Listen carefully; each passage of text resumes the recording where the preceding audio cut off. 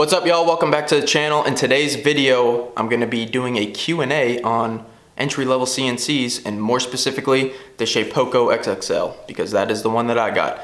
Now, if you guys follow me on Instagram, you know for the last few weeks, I've been putting the little question stickers in my stories and making sure I'm getting feedback from y'all on what you specifically wanted me to address in this video. So I'm going to do my best to address all of those questions that y'all submitted, and thank y'all for doing that.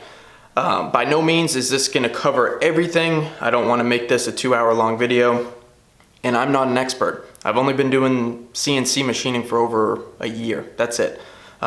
So stick around if you want to dive into this and learn more about entry-level CNCs.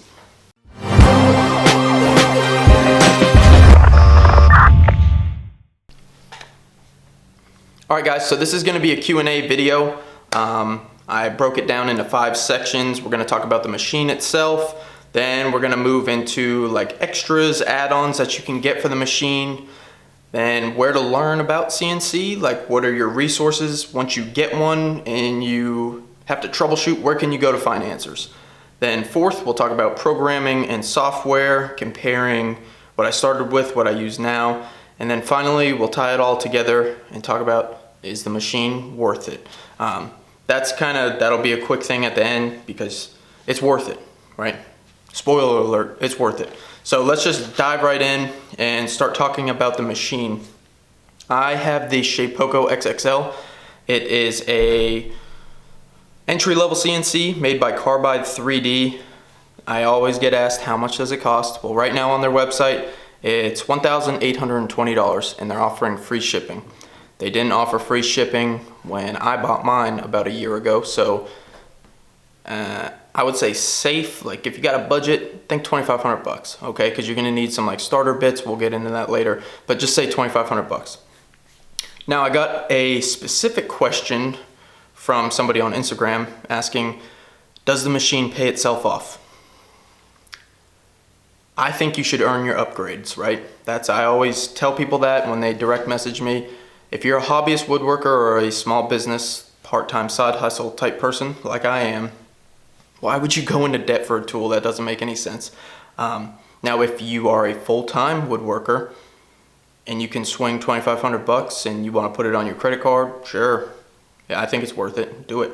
But if you're a hobbyist, save up. I was doing a lot of flags with a Dremel. I saw the value in the CNC of like, oh, well, that will make it cooler, cleaner, faster. So I just did a bunch of work with the Dremel, had enough money that I saved up and bought that cash straight up, no payments. So it was worth it right away and it was already paid off when I bought it. I recommend you do that if you're a hobbyist or a side hustler. So another question that I get a lot is, how big is the machine? It has about a 4 foot by 4 foot footprint. That's not exact. All of the specs are on their website, but the cut area, the actual cut area that you can put one piece down and cut is roughly 32 inches by 32 inches. So that is one con of this machine, is it is limited in its capacity on how big it can cut a single job. Now you can get creative with it, and if you got a super long board, you can run it through the machine and create like clamping and structural holds for it so that you can make it happen. I've done it, it works. So you can cut bigger, something bigger than 32, but not anything bigger than 32 inches at one time. So what does the Shapeoko come with? Well, it comes with all of the parts you need to assemble it. It comes with a router. I have the DeWalt router. I know Carbide now has their own router that they send out with the machine. I can't speak to that. I haven't used it. I don't know how good it is. If you have one and you're watching this video, please in the comments let everybody know how that Carbide router is, because I can't tell you if you should get the DeWalt or the Makita or just keep the one that it comes with, because I don't know. The machine does come with one end mill. It comes with, I believe it's right here, a 1/4 inch end mill. Right here, if it'll focus. It's just a downcut bit, nothing special. You can cut out a few basic projects with it right when you get the machine, but you're gonna need more bits. So I always get the question, why did I choose the Shapeoko over an X-Carve? Now again, I don't own an X-Carve. I can't speak to how good or bad that machine is. The Shapeoko is not perfect. It has a lot of issues that we'll talk about. But I mainly chose the Shapeoko because the software, Carbide Create, does not require an internet connection to run. So you can create a project, run the project, all without an internet connection.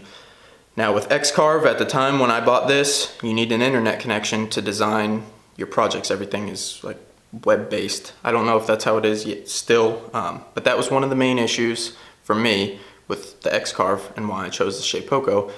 But also, the Shapeoko is made in the US. It's a small business, it's made in the US, and it just looked a little beefier. They both run on rubber belts, which is a big con of the machines, because those stretch over time. You gotta readjust them, make sure they're good, and sometimes they'll slip. But overall, I think that the Shapeoko is a little bit more rigid with the X and Y axis. I watched YouTube videos and read reviews on both machines, and I formulated my own opinion, so I went with the Shapeoko. Now assembly time, that's kind of a pain. It took about almost 6 hours to assemble the machine. It comes with some instructions, but then there are also instructions online. And then you'll find yourself again watching YouTube videos and you get stuck. You just gotta work through it, but it's also fun putting together the machine. It's pretty fun. I didn't really have any major issues putting mine together. So I don't really think assembly time is really a negative factor. It's just something that you gotta do, because I'm pretty sure you gotta put together the Xcarve as well. So I get asked about this machine with stability and maintenance. For the most part, I leave the dust boot, I don't use any dust collection because I'm always taking videos and pictures of what I'm making. So dust is always flying in there, getting into the router, and so far, luckily I haven't had any issues. I'm sure now that I said that, the next project that I go to cut, the router will give out on me. But stability wise, it's pretty solid. Not a whole lot of play. You might have some play in the Z-axis that a lot of people have, where it just rocks a little bit, and all you gotta do is check the eccentric nuts that are on the Z-axis. Look it up, it'll tell you exactly what I'm talking about, and it's a quick, easy fix. And it's accurate. I haven't really had any issues with the stability on my specific machine. Now you'll see the horror stories all over the forums and all that kind of stuff of people having issues with their Shapeokos.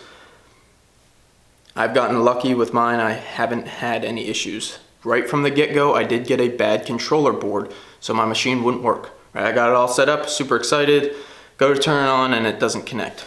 Well, Carbide sent a new one out with no issues. I think they did it priority, like overnight shipping. So Carbide has pretty good customer service. So you get that if you get a Shapeoko, you get pretty good customer service. I like my machine. I like the Shapeoko XXL. It's awesome for entry-level learning how to do things. Of course, now that I've been doing it for a year, I would like a slightly bigger machine. It's just like any other tool where you start off with a little contractor saw, you use it, and then you want to upgrade to a better saw. It's the same thing with the CNC. So that is the Shapeoko. Again, if you want to know more about like specs and all that kind of stuff, it's on their website. There's a bunch of videos and reviews of the Shapeoko on YouTube and other websites. I don't think you can go wrong with the Shapeoko or the Xcarve, because I'm not sponsored by either of them, so I don't really care which one you go buy. But it's an entry-level CNC, so you got to keep that in mind. It is going to be limited in what it can do. They're not going to be perfect machines. They're going to require some maintenance because you're at that $2,000 price point instead of like $25,000 for the big machines. So overall, it's a good machine, and that's going to be it for section 1. So let's move on. Next, let's talk about things that you're going to need for your CNC. Number 1 being router bits. Okay, so if you get a Shapeoko, it's going to come with that 1/4 inch end mill bit. That's not enough. You're going to need a lot. So my recommendation, again, lots of companies out there that make router bits. I've used a couple, and this is my recommendation, is that a monotool bits from Tools Today are the way to go. Right? All these fancy ones that have the blue and purple Spectra coating on them, they're worth it. I've had to replace very few of these, and I work them pretty hard. They stay sharp, and the very little cleanup is needed after the bit does its thing. So these are high quality bits. I highly recommend Tools Today bits, and I've got 5 that you should absolutely get right off the get-go. I'll leave a link in the description below, and pretty soon on Tools Today's website there'll be just a straight set of these 5 that you'll be able to go and buy all at once. So first up, 1/4 inch end mill, spectra coated. You're gonna want that. You're also gonna want an 1/8 of an inch down cut and a 1/16 of an inch down cut. These help you achieve detail. The 1/4 of an inch is good for clearing out a large amount of material and doing like a final cutout pass, but the 1/8 inch, 1/16 inch are gonna help you achieve that detail. Now, there's a lot of flag makers out there, right?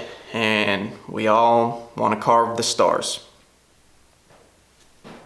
The 60-degree V-bit is what I've found to work the best for carving out stars. Now this specific one, this is the RC 1148. It has a replaceable knife in here. So if this gets dull or chips, all you gotta do is order another one. You get a little Allen wrench in here, you take the blade out, put a new one in, and it's good to go.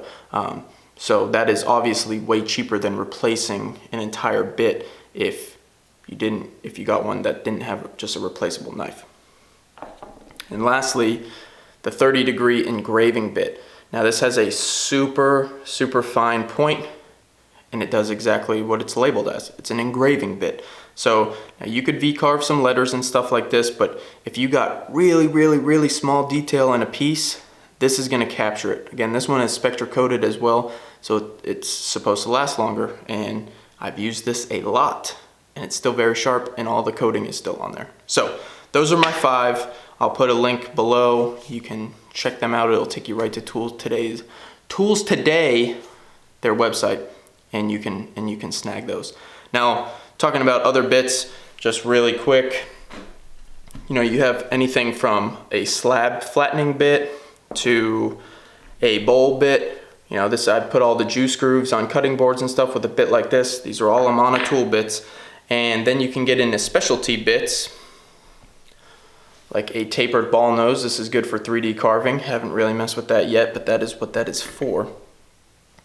And then, you know, there's different bits. This is a spiral O flute bit. This is for cutting like plastics and acrylic. So depending on what material you're gonna be cutting the most, whether it's wood, MDF, acrylic, plastic, there's a bunch of different types of bits out there for those specific materials. So make sure you get the right bit type for whatever material you're gonna be cutting.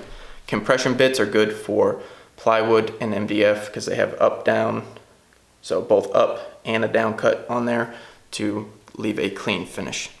So that's enough about bits.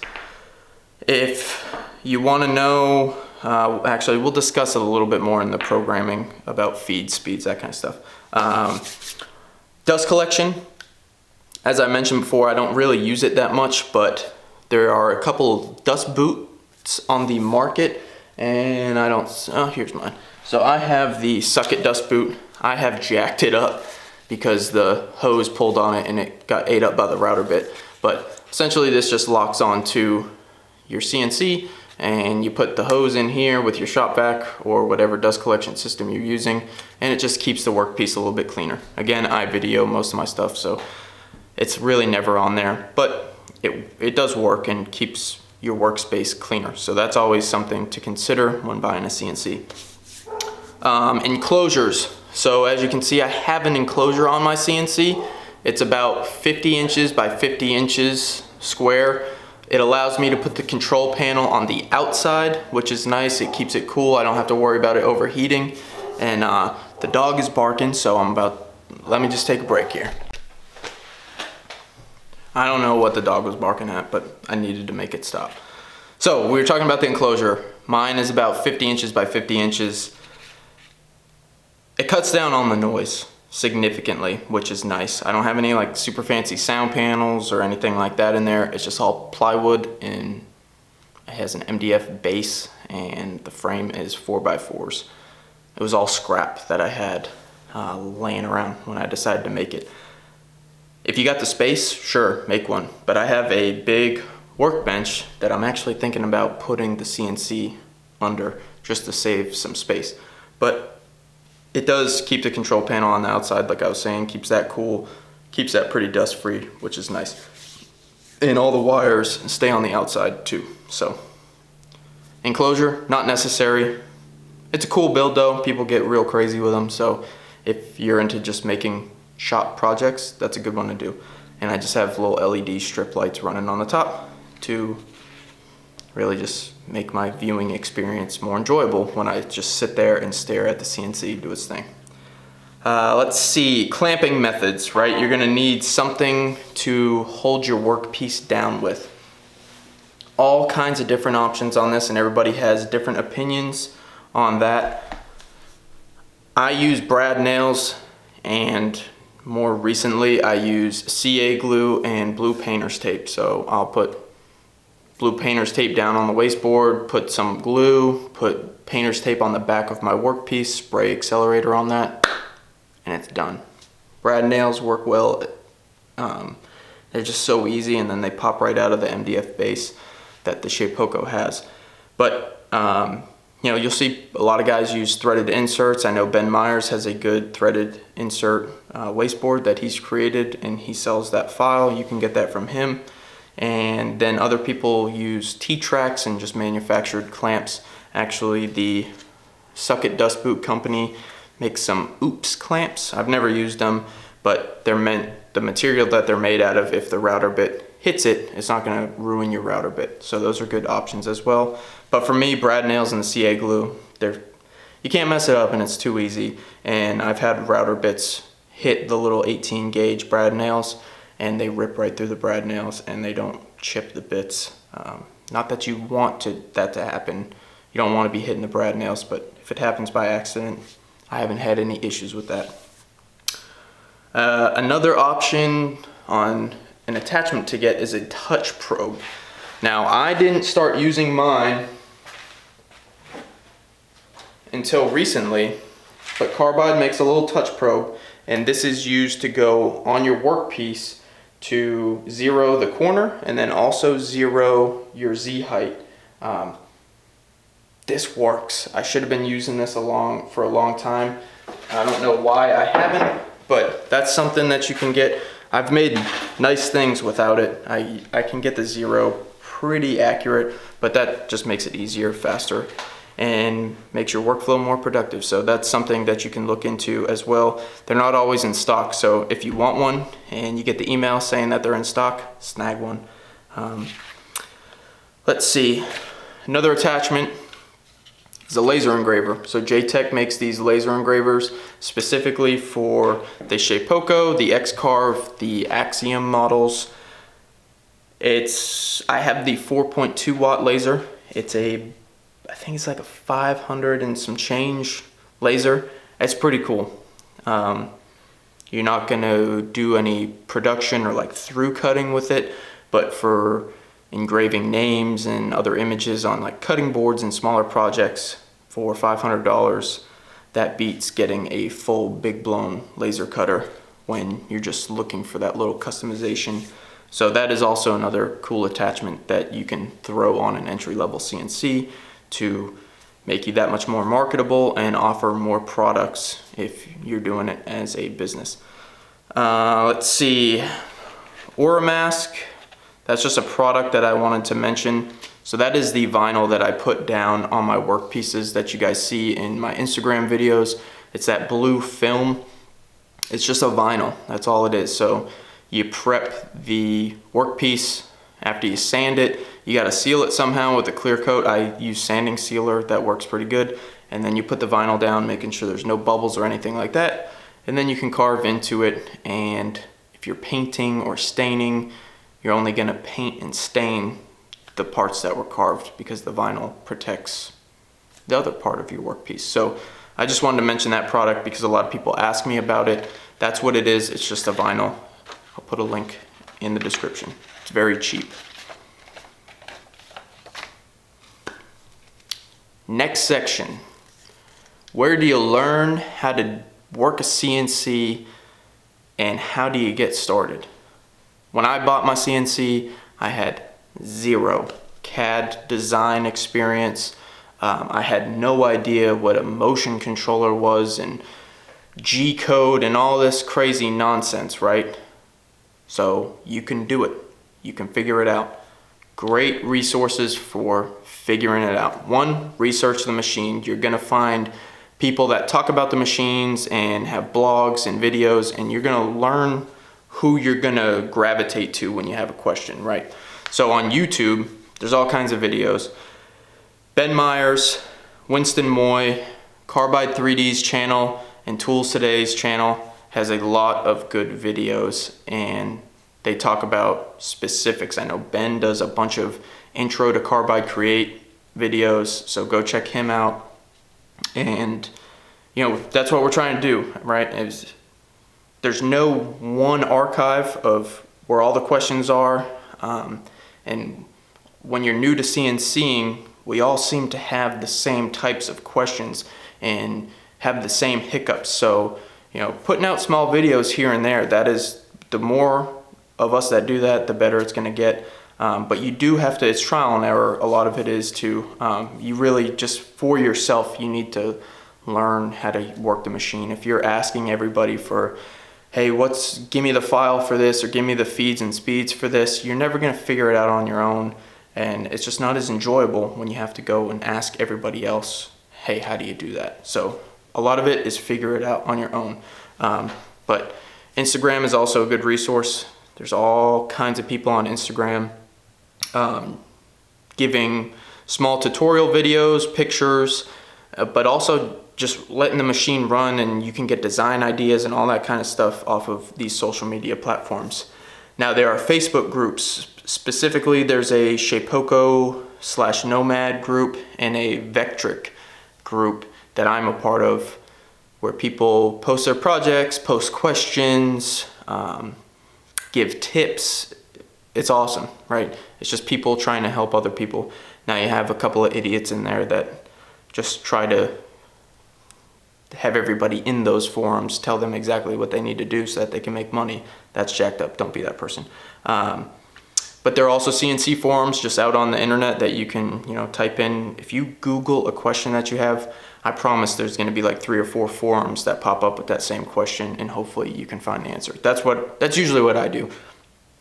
When a question pops up on something that I just can't seem to figure out, it doesn't really take very long to find the answer. Just a quick Google search, maybe click a couple different links, and I usually find it. So use those. You can't be afraid to experiment either, right? You got some scrap pieces of material around, just whip up a design and try to cut it out and see how it works. And if it doesn't work, try to figure out why. Write things down. When you're working on your feed speeds, which we'll talk about here in a minute, you know, on a specific project, say what worked, this didn't work, this is why, and that way you have a log, so that when you are a couple months down the road and that same project gets requested and you haven't made one in a couple of months, you got it written down. You can say, okay, this is how I need to set my machine up. These are the bits, the program's already saved, all that kind of stuff. Write it down. The learning curve for this machine, it was pretty steep, but I had zero experience. But when you want to learn how to do something, you're going to learn. So it really only took, I would say a month before I started getting a grasp on things. That first month, I mean, you're gonna go through so much. You're gonna be throwing stuff around probably. You'll have a lot of scraps that you can burn, so maybe you can have some nice fires in the backyard with your friends and neighbors. You're gonna mess up a lot, so you're gonna get frustrated. So that's why, going back to the very beginning, I think you should pay for an entry-level machine straight up. Save up for it and just pay it all at once. That way you're not sitting there hoping that this project, I need to do this right because I got a credit card bill coming up at the end of the month that I need to pay off, and you're gonna mess these first projects up, and it's gonna be super stressful for you if you're trying to pay for the machine while you're trying to learn the machine. But it's not impossible. Lots of resources out there. You'll get through it, and most people on the social media, as long as you don't phrase your question as, tell me how to do everything.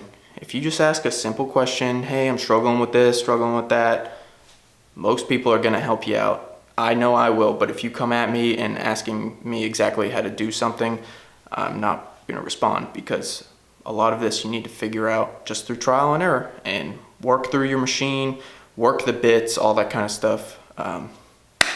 But that is where you can learn. Let's move on to the next section. Programming and software. We could have a debate about this for days, right? So I started with Carbide Create. And you know why I started with Carbide Create? Because it's free.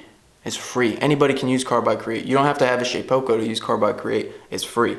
I used that for about 9 months, and it's solid software. It can do all the basics. Sure, you might get a little frustrated when you're trying to do stuff, but again, there are so many forums and everything out there about Carbide Create that you can find most of your answers if you're just willing to put in a little bit of effort to go try to find it. So I use Carbide Create. They just came out with like a new Carbide Create Pro.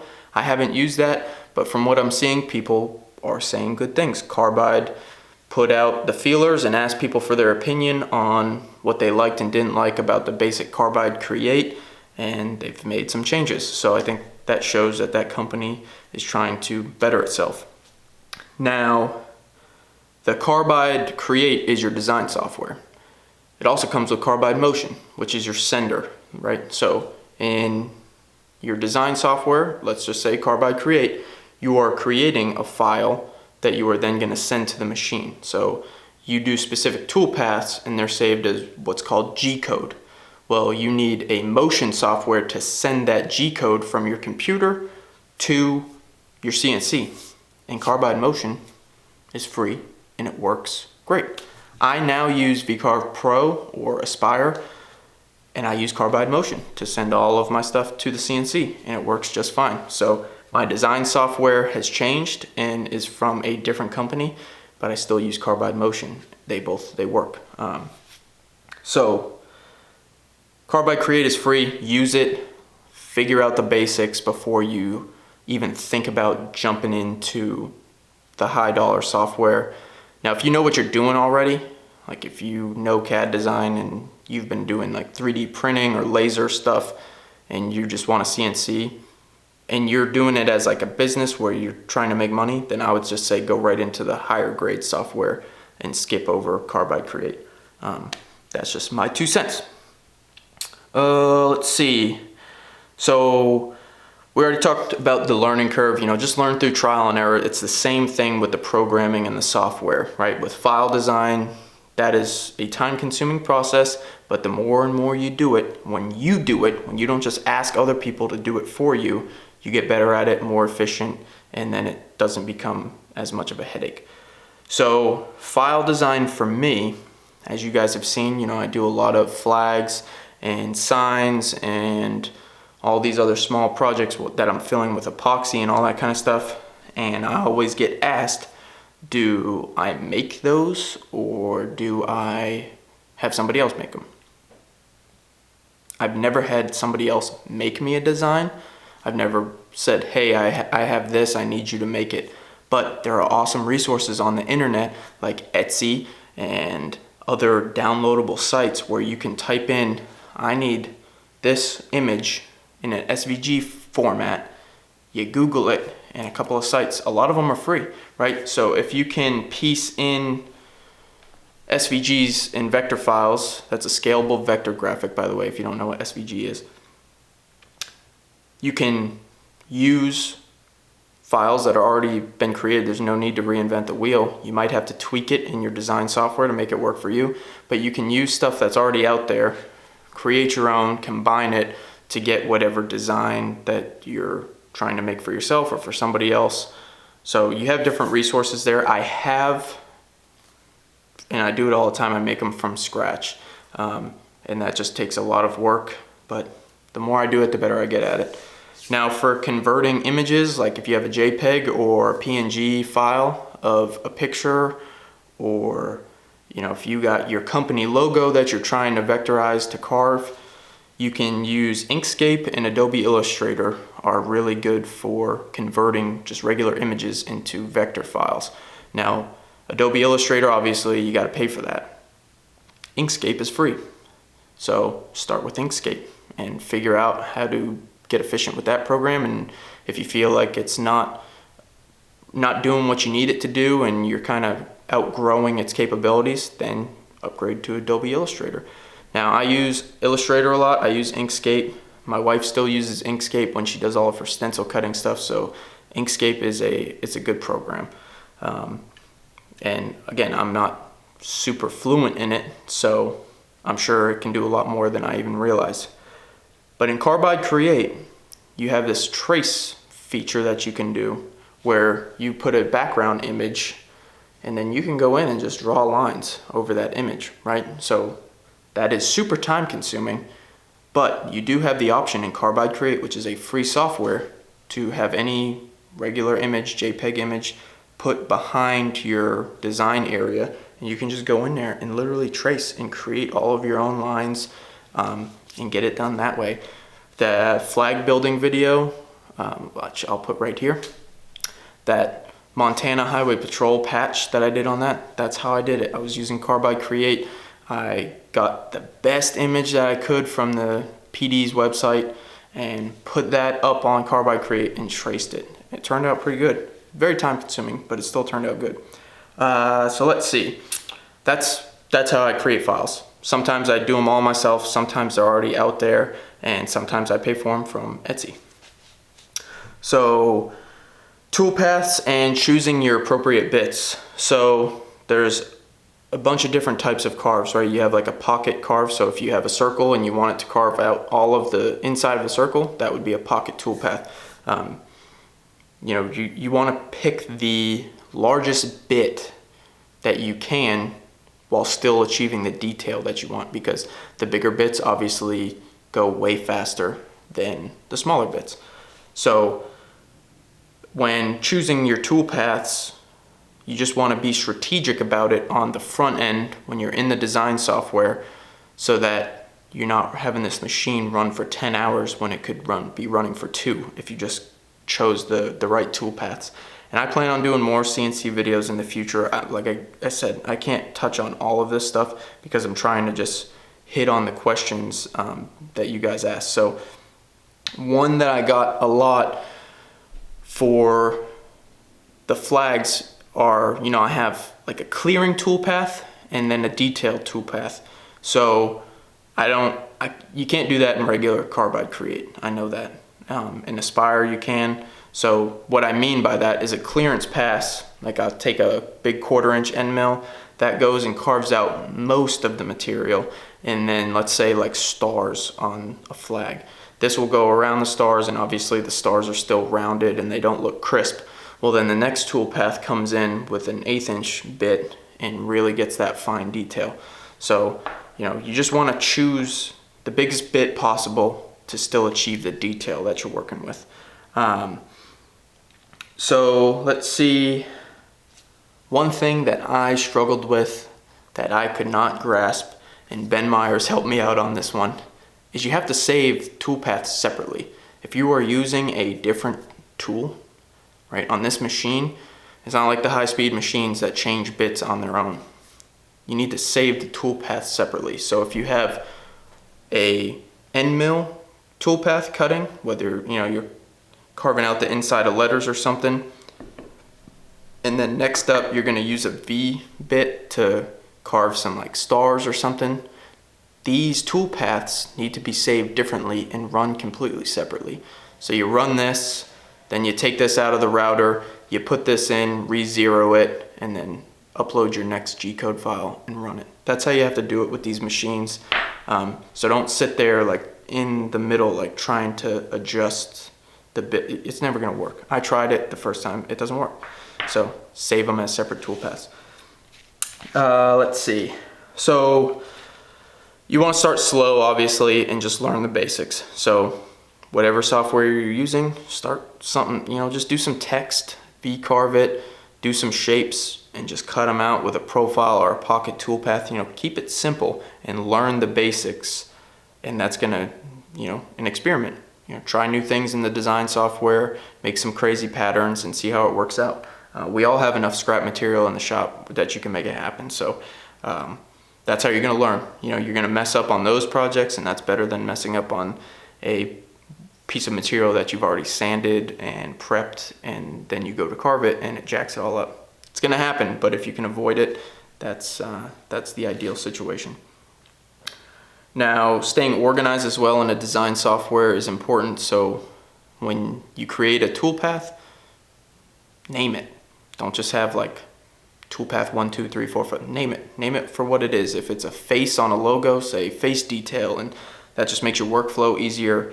And when you go to cut them, you make sure that you're cutting the right file, because that is a terrible feeling when you put a bit in, you go to run the file, and it's not the file or the bit that's supposed to be in there. So staying organized is important.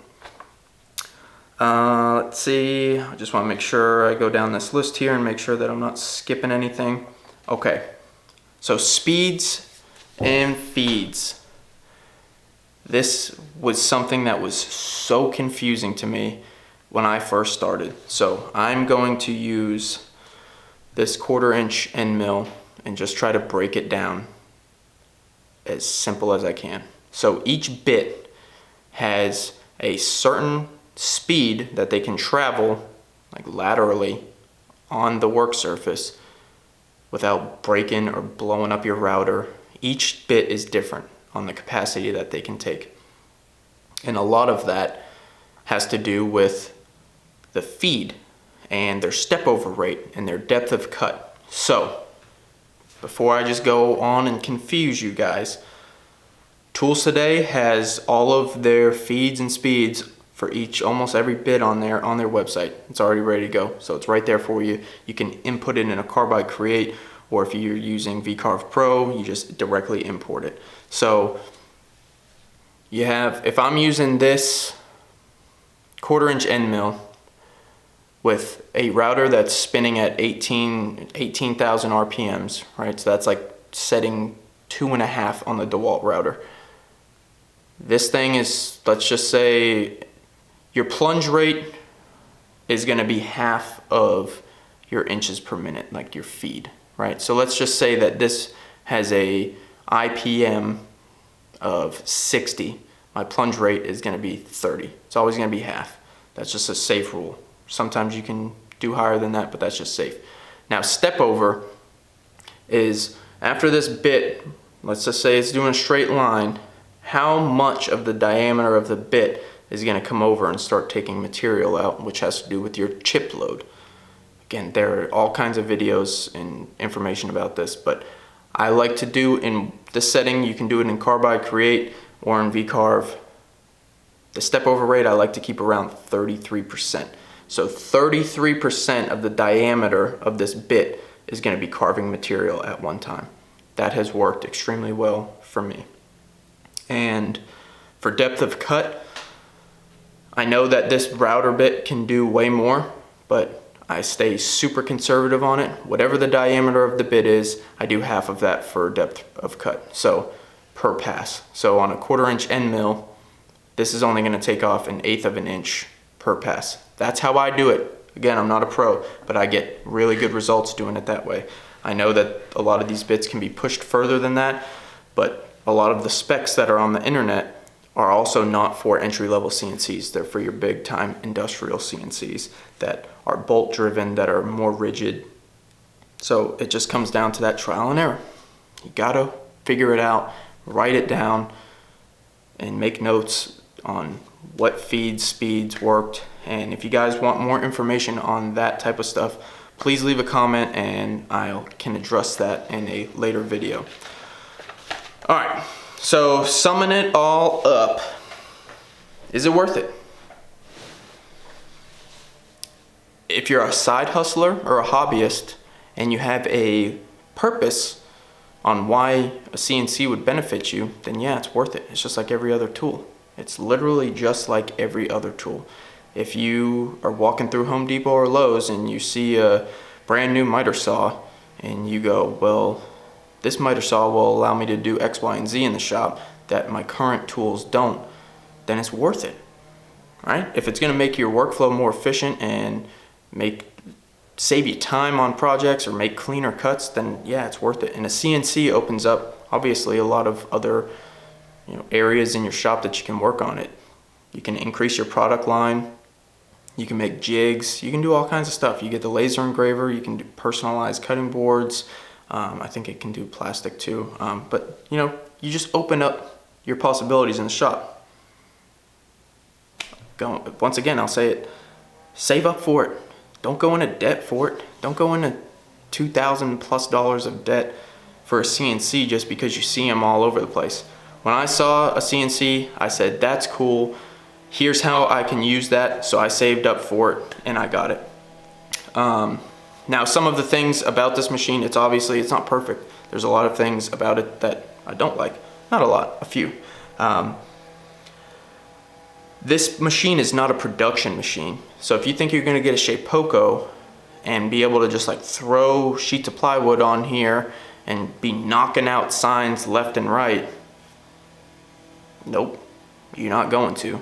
You're gonna have to zero it every time you run a piece. You're not gonna get repeat accurate cuts over and over again. So that is a big limit of this machine, or any entry-level CNC, is you're not gonna get that accuracy every time. So you're gonna have to re-zero it, check everything twice, make sure the belts are tight, all that kind of stuff, so that your project turns out the way you want. And that takes time. But at the price point, it's a solid machine. It can do a lot. You can 3D carve on this. It's obviously not as efficient as a bigger machine, but you can 3D carve on a Shapeoko. If this is a hobby for you, and you see videos of CNCs and you just say, man, that's really cool, I want one of those, then just save up the money and get one. Because if it's gonna make you happier and make you enjoy your hobby more, then yeah, get one for sure. And again, it adds value to your business. It's gonna open up what you can do, what you can offer to people if you're a small business or a full-time business. And you don't need a CNC just because you see them all over social media. I had a specific purpose and a reason why I wanted one, so I did what I did to save up for one and get one. If you're a dining table maker, what do you need a CNC for, right? If you have extra money and you want a CNC, then get one. But if you're new to woodworking, don't feel like you have to have a CNC, because if you make nice stuff, which I was doing with a Dremel, people are still gonna buy your products and tell other people about your products, so you'll be able to save up for bigger machines, right? Right now I'm trying to save up for a joiner, like a full-size joiner. So I'm doing what I can, putting some money aside for that, because I'm a side hustler, so I'm not gonna go into debt and buy a $2,000 joiner. I'm just gonna save up and then get it. So overall, absolutely, the Shapeoko XXL is an awesome machine. I'm still learning it, right? I've only been doing it for over a year, but just in that short time frame of a year, I mean, my abilities on the machine have improved greatly. So I encourage you guys to continue to research what CNC is going to be right for you. Maybe you skip right over this and you go to the higher price point like Axioms that are like $5,000, or you go straight into the ones that are like 25 grand. More power to you. I want a bigger machine, right? This is limited on its size. I want a bigger machine. I would love to have a 4x8 machine. That's just not in the budget right now. So am I completely satisfied and content with this machine? Nope. I want a bigger one. I want a more robust one that can do more. But this is an awesome machine for $2,000. So I hope that you guys enjoyed this video. Again, I've been rambling for so long anyway. If any of y'all have actually watched this whole video, thank you. More CNC video, if you guys want them, if you want more CNC videos, please leave in the comments what you guys want, because I'm sure I can make 2-3 minute long videos about some of these topics and go a little bit further into detail on them. So if you want them, leave them in the comments. I hope this was helpful for those of you that have messaged me saying that you're right on the fence about buying a Shapeoko, it's a good machine. So as always, thank you guys for the support. If you haven't subscribed to the channel already, please do that. And if you're not following me on Instagram at Blue Line Woodworks, please do that, because that is where I post about all of the CNC projects that I'm working on. You know, you'll see me rambling on Instagram stories about what I'm doing that day, and a lot of it is CNC related. So do that. Big shout out for Tools Today for you know, semi-sponsoring this video. A couple of these bits they've sent me, so I appreciate that. And that's it. That's a wrap. So I'll see y'all on the next one.